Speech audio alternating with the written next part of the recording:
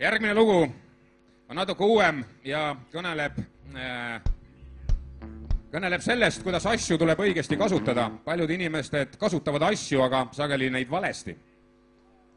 Kasuta asju õigesti on selle õpetliku loo pealkiri.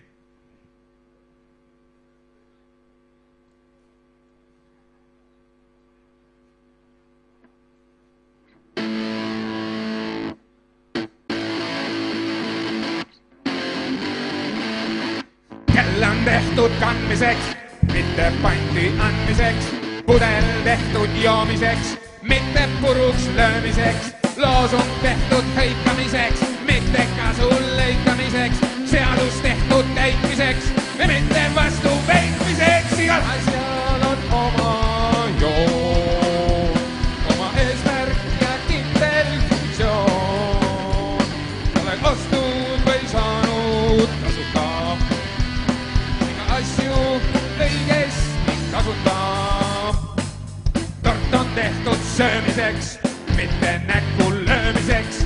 Süütepudel süütamiseks, mitte sellest rüüpamiseks. Viin tehtud tuju toomiseks, mitte lolliks joomiseks.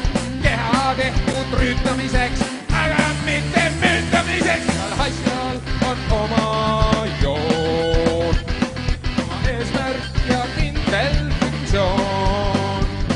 Oled ostnud või saanud tasuta, iga asju õigesti kasuta.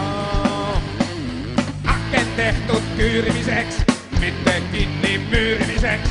Prügi tehtud käitlemiseks, mitte selle näitlemiseks. Auto tehtud liiklemiseks, aga mitte kiitlemiseks.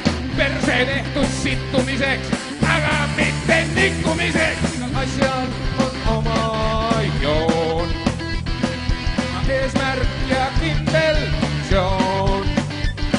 Oled ostnud või saanud kasuta, iga asju õigesti kasuta.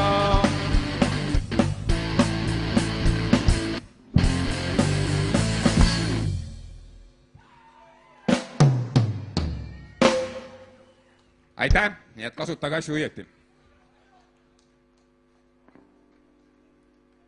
Ja jooge par šammi.